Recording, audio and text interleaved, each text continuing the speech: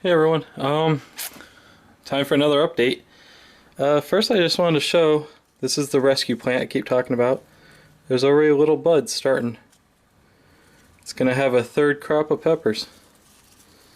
I picked this back up in September from big box store, just rescued it, but it's doing great.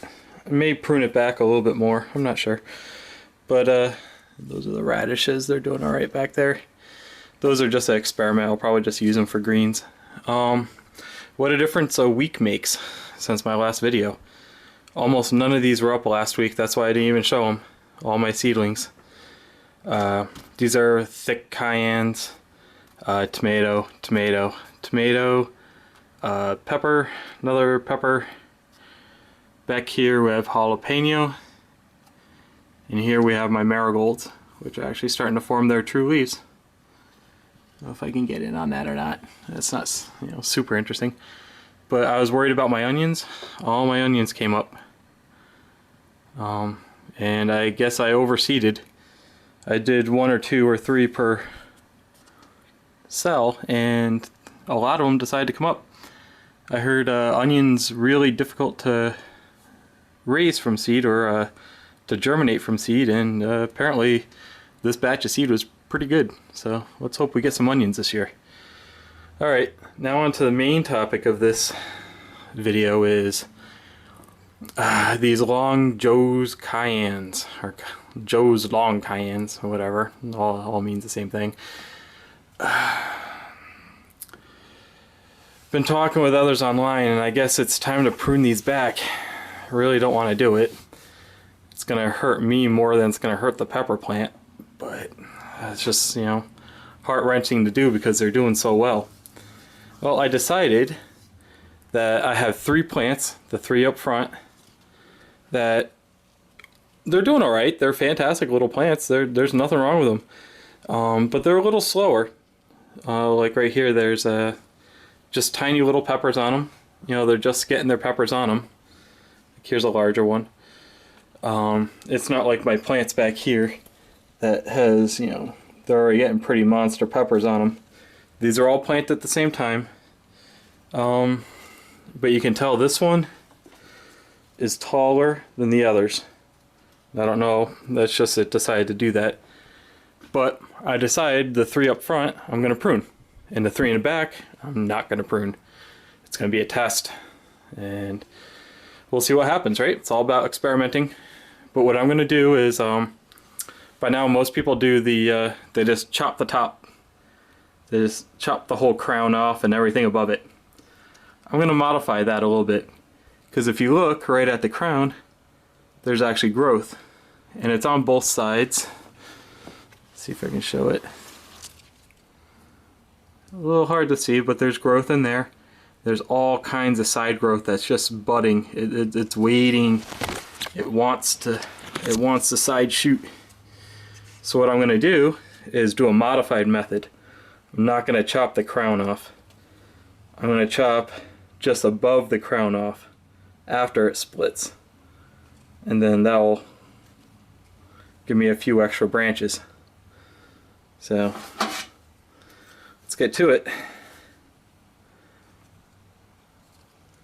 Oop, before I just annihilate the whole tree. See, it's just... that's horrible.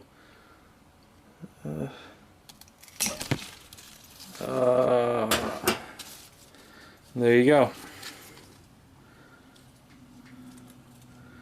Just kind of that thing. It's sturdy enough to hold it.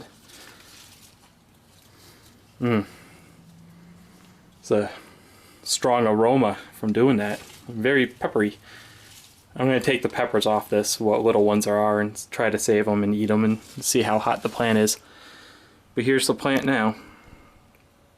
So you got the crown and 2 stubs.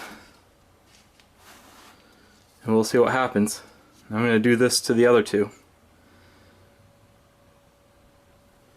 And it will be my little experiment. Because the peppers back here, as much as it kills me to do it to these, I can't do it to these plants. This is the pepper I showed last week. it's turning into a monster. So hopefully it gets even twice as big as that or more. I know it's a little difficult to see, and I apologize for that. So the 3 plants in the back I'm not going to touch, and the 3 up front, just because I'm a person of my word, I'll cut it right in front of you. That way you guys know I'm holding to my word. Now look at this one. It's already got side shoots on both sides. That's why I didn't want to cut that crown. So I got 2 side shoots, side shoot, side shoot, side shoot, side shoot, side shoot. Yep. And like the other one, this one has 1 or 2 tiny peppers on it, which is no big deal. And the rest of it fell back there. I'll get it later. And the last plant. Oop, there you go. Sorry about that. Just trying to look not through the viewfinder. Here we go.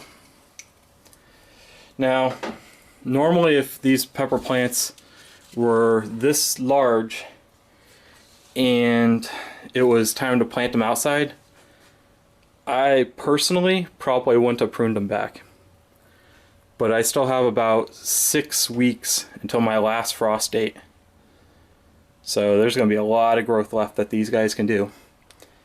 And as you see, I'm always bottom watering. The top is perfectly dry, and it's dry down quite a bit. And I can feel a couple of roots, so I won't do that. You can feel crunching of roots when you're playing. I have to go down almost a full finger width or finger length until I just start to feel it be moist. You know what that means? No fungus gnats at all. It's just peat moss, or a pro mix peat moss. I know peat moss bad, horrible, but I've not used it as much as other people. This is actually my first year using it, so my carbon footprint's a lot better than other people's. But anyway, not to start rambling, but that's my update for the day. Modified pruning method. So of cutting the crown off, cut just above the crown. You guys take care.